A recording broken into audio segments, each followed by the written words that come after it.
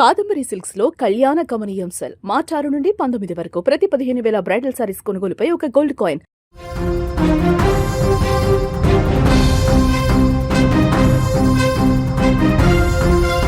పశ్చిమాసియాలో యుద్ధం మరింత ముదురుతున్న వేళ అగ్రరాజ్యం అమెరికా, ఇరాన్, ఇజ్రాయెల్ మధ్య ఉద్రిక్తతలు పీక్ స్టేజ్కు చేరుకున్నాయి. అయితే ఈ యుద్ధం సరిహద్దులోనే కాదు, సోషల్ మీడియా వేదికగా కూడా ప్రకంపనలను సృష్టిస్తోంది. ఈ క్రమంలో యునైటెడ్ అరబ్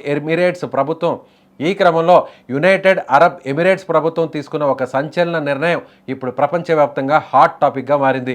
యుద్ధానికి సంబంధించి తప్పుడు ప్రచారాలు చేస్తున్న వారిపై ఉక్కు పాదం మోపుతూ ఏకంగా 35 మందిని అధికారులు అరెస్టు చేశారు.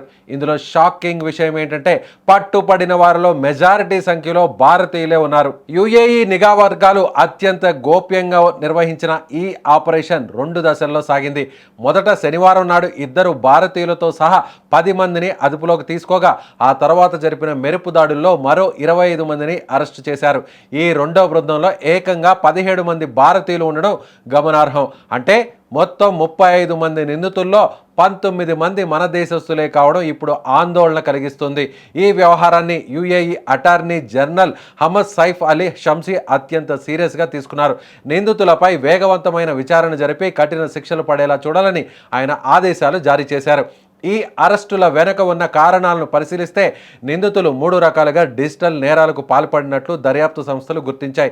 మొదట రకం వారు క్షిపణి దాడులకు సంబంధించిన ఒరిజినల్ వీడియోలను తీసుకొని వాటికి భయంకరమైన సౌండ్ ఎఫెక్ట్స్, తప్పుడు వ్యాఖ్యానాలను జోడించి సోషల్ మీడియాలో వైరల్ చేశారు.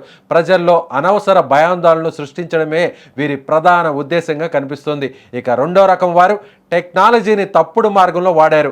ఆర్టిఫిషియల్ ఇంటెలిజెన్స్ ఏఐ ఉపయోగించి ఇతర దేశాల్లో జరిగిన పేలుళ్ల దృశ్యాలను యుఏఈలో జరిగినట్లుగా నకిలీ వీడియోలు సృష్టించి ప్రజలను తప్పుదోవ పట్టించారు. అన్నిటికంటే ముఖ్యమైనది 3వ వర్గం చేసిన పని.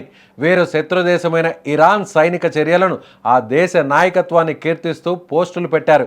యుఏఈ జాతీయ ప్రయోజనాలకు విఘాతం కలిగించేలా దేశ భద్రతను పణంగా పెడుతూ ఈ పోస్టులు చేసినట్లు అధికారులు నిర్ధారించారు. ప్రస్తుతం యుఏఈలో సైబర్ చట్టాలు చాలా కఠినంగా ఉన్నాయి. యుద్ధ సమయంలో ఇలాంటి తప్పుడు ప్రచారాలు చేస్తే భారీ జరిమానాలతో పాటు దీర్ఘకాలిక జైలు శిక్షలు కూడా పడే అవకాశం ఉంది. విదేశాల్లో భారతీయులు ఇలాంటి సున్నితమైన విషయాల్లో సోషల్ మీడియాను వాడేటప్పుడు ఎంత జాగ్రత్తగా ఉండాలో ఈ ఘటన హెచ్చరిస్తోంది.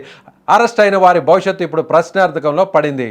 మరి సోషల్ మీడియాలో విపరీతంగా పోస్టులు, కామెంటులు పెట్టేవారు ఈ ఇన్సిడెంట్తో అయినా అలర్ట్గా ఉండాల్సినటువంటి అవసరం ఉంది.